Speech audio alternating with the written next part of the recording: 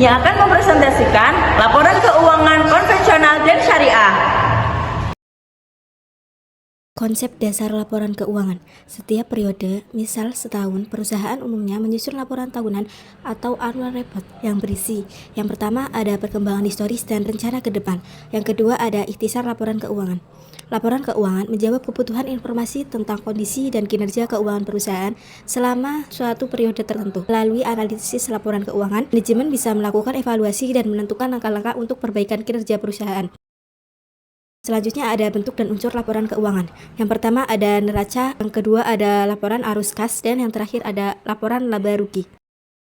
Selanjutnya ada pengertian, laporan keuangan konvensional. Laporan keuangan konvensional adalah laporan yang disusun oleh perusahaan berdasarkan standar akuntansi keuangan (SAK). Tujuannya adalah memberikan informasi keuangan yang relevan, andal dan manfaat bagi perusahaan, manajemen, investor, kreditur, dan pihak eksternal lainnya. Fokus utamanya pada profit atau laba dan posisi keuangan. Selanjutnya, pengertian laporan keuangan syariah. Laporan keuangan syariah adalah laporan keuangan yang disusun berdasarkan prinsip syariah, PSAK syariah, dan AAOIV syariah. Tujuannya bukan hanya informasi ekonomi, tetapi juga memastikan transaksi sesuai syariah tanpa riba, ghahar, dan maisir. Menunjukkan tanggung jawab amanah kepada Allah Subhanahu wa Ta'ala dan masyarakat. Yang ketiga, transparansi dalam pengelolaan dana umat seperti zakat, infak, sodakoh, wakaf, dan qardul hasan. Bentuk-bentuk laporan keuangan konvensional. Yang pertama itu ada neraca. Neraca menunjukkan posisi aset, kewajiban, dan ekuitas pada suatu tanggal tertentu. 2. Laporan laba rugi menunjukkan pendapatan dan beban sehingga terlihat laba atau rugi bersih. 3. Laporan perubahan ekuitas menjelaskan perubahan ekuitas karena laba atau rugi, setoran modal, atau distribusi dividen. 4.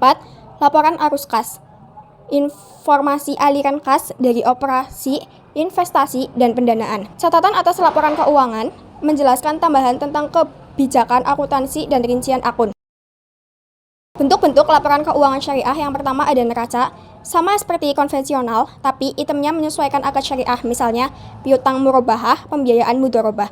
Yang kedua, laporan surplus atau defisit, sama dengan laporan laba rugi, tapi sering disebut surplus atau defisit terutama di bank atau lembaga syariah. Yang ketiga, laporan perubahan ekuitas, menjelaskan perubahan dana pemilik, cadangan, dan distribusi hasil usaha. 4. Laporan arus kas, informasi aliran kas dari operasi investasi dan pendanaan. 5.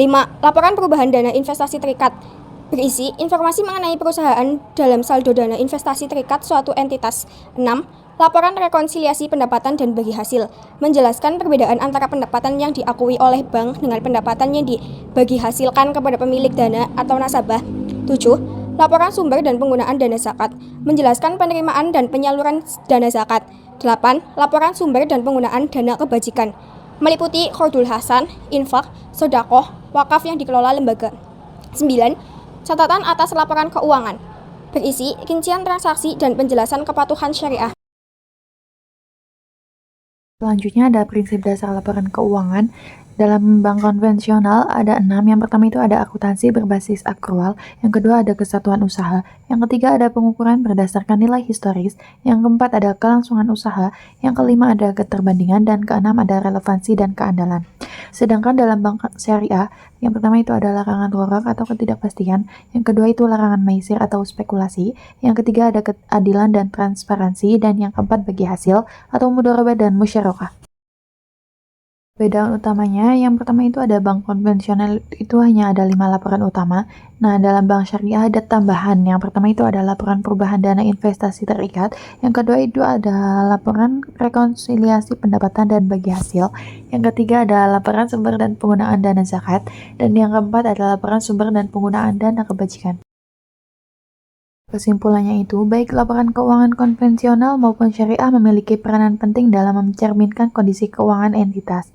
Perbedaannya terutama terletak pada prinsip dan nilai-nilai dasar yang mendasarinya. Pemahaman yang baik terhadap keduanya sangat penting, terutama di negara seperti Indonesia yang menganut dual financial system. Setelah kita belajar pengertian dan bentuk-bentuk dari laporan keuangan syariah dan konvensional, selanjutnya kita akan belajar mengenai contoh dari kedua laporan tersebut. Dapat dilihat dari tabel yang pertama, yaitu laporan posisi keuangan PT Bank Syariah Indonesia 2024. Di situ aset dari uang kas, giro di BI, tabungan wadiah, investasi surat berharga, pembiayaan misalnya murabahah, ijaroh musyarakah, hingga aset tetap seperti gedung dan peralatan totalnya 408,1 triliun, di mana ini merupakan sumber daya yang dimiliki oleh bank. Kemudian ada liabilitas berupa kewajiban bank, ada dana nasabah berupa giro, tabungan, deposito, serta kewajiban lain berupa utang pajak dan liabilitas imbalan kerja dengan total 105,4 triliun, di mana ini merupakan kewajiban bank terhadap nasabah dan pihak lain. Kemudian ada dana syirkah temporer, di mana dana titipan dari nasabah untuk dikelola sesuai prinsip syariah, misalnya dalam bentuk investasi mudarobah. Kemudian ada ekuitas atau modal bank, di mana modal pemilik ditambah laba yang belum dibagi merupakan bagian dari pemilik pemegang saham. Jadi pada 2024 bank dibiayai mayoritas oleh dana nasabah dari giro, tabungan, dan deposito yang kemudian diputar dalam bentuk pembiayaan syariah. Dan dapat dilihat dari tabel kedua ada laporan posisi keuangan per 30 Juni 2025 dan 31 Desember 2024. Asetnya terdiri dari kas, pendapatan di BI dan bank lain, surat berharga, kredit yang diberikan, pembiayaan syariah, dan serta aset tetap dengan total aset 66,4 triliun pada Juni 2025, naik sedikit dari awalnya 66,2 triliun. Liabilitas utamanya berasal dari giro, tabungan, dan deposito, kewajiban antar bank, dan surat berharga yang diterbitkan. Total